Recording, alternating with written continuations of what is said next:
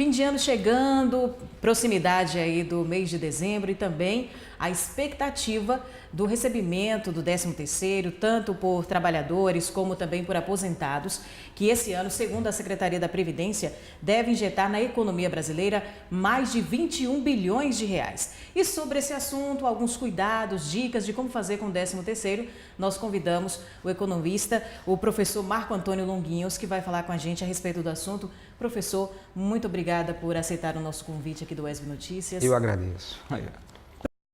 Como primeira pergunta, qual deve ser o impacto do 13º na economia, sobretudo na economia local?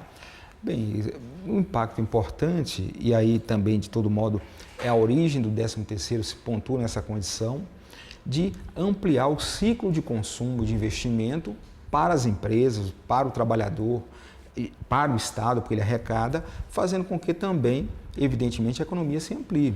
Então, o impacto vai nessa direção. Contudo, nós vivemos um momento do Brasil em crise que nós temos aí um número muito elevado de famílias endividadas.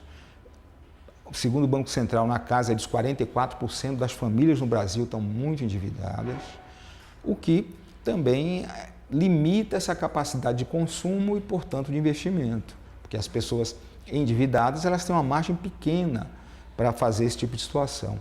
E na outra ponta, há também um número muito elevado de trabalhadores desempregados, o que não é evidente, não receberão esse valor.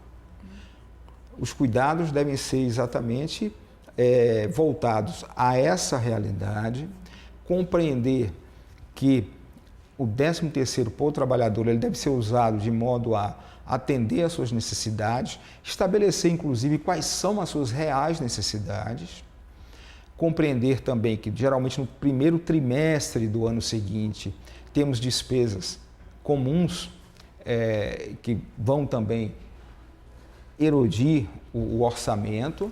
Temos aí despesas com emplacamentos de veículos, matrícula escolar, compra de material escolar, uma série de IPTU, e que evidentemente tem que se guardar uma parte para essa questão. Para as famílias que estão endividadas, também vão buscar realizar um acordo, e aí eu compreendo e sugiro que negociem o máximo possível para reduzir a dívida, até procure um PROCON se for necessário, porque nesse ambiente de baixo crescimento, alto desemprego, quem tem a receber está aberto a propostas das mais amplas. E aí, se necessário é também que faça uma proposta que caiba de fato no seu orçamento. Então, essa é a dica principal, por exemplo, já que o senhor apresentou esse alto índice de endividamento dos trabalhadores, das famílias brasileiras, primeiro é ver o 13º como uma oportunidade para renegociar essas dívidas. Renegociar sem dúvida alguma. É necessário, enfatizo isso, que essa renegociação seja feita em bases tais que possam reduzir significativamente a dívida, e aí, evidentemente, também a pessoa avaliar qual é o impacto disso no seu orçamento durante o período que ele vai parcelar essa dívida.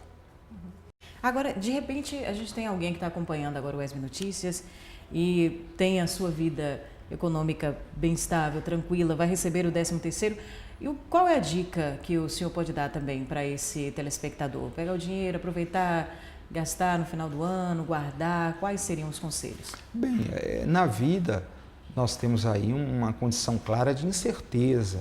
Então, é adequado uma família, uma pessoa nessas condições, que ele avalie o que ele necessita de fato e ele possa, evidentemente, aplicar isso, a diferença no ativo financeiro, de modo que para o futuro, se acontecer, ele tenha metas para o futuro.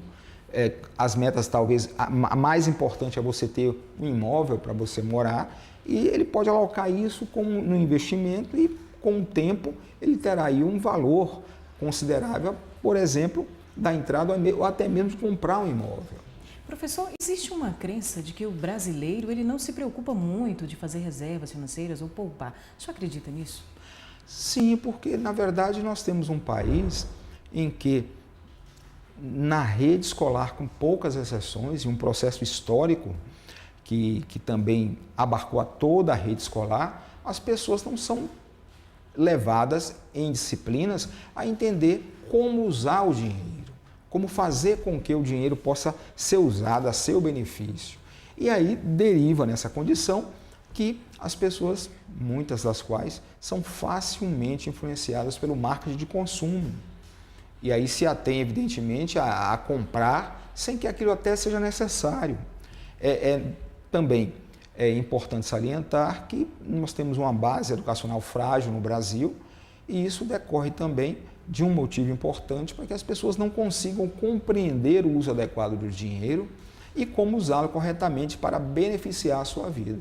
Então, a educação financeira é uma coisa fundamental. Sim, fundamental. Hoje, algumas escolas privadas já estão trabalhando isso em forma de disciplinas. Alguns estados já esboçaram e já caminham em projetos nessa direção na rede pública, dado que, evidentemente, conhecer, eu diria assim, o básico da economia, conhecer como utilizar o dinheiro, o que é o dinheiro e como usar melhor para a sua vida é fundamental no mundo de hoje. Ok, professor, muito obrigada por sua participação no ESB Notícias. A gente deixa o espaço aberto para o senhor fazer suas considerações finais ou quando quiser voltar a trazer dicas importantes sobre educação financeira para a nossa comunidade. Bem, eu agradeço a oportunidade, sem dúvida alguma. Também informo que há até mesmo na internet cursos de educação financeira, há planilhas também orçamentárias que você pode usar para o seu dia a dia, e aí vai ser algo importante, porque você já começa a mensurar onde você está gastando, qual é o ganho que você tem, e certamente isso leva você a usar melhor o dinheiro. Ok, professor, obrigada mais uma vez e boa tarde. Boa tarde. E o ESB Notícias fica por aqui. Uma boa tarde para você e até amanhã.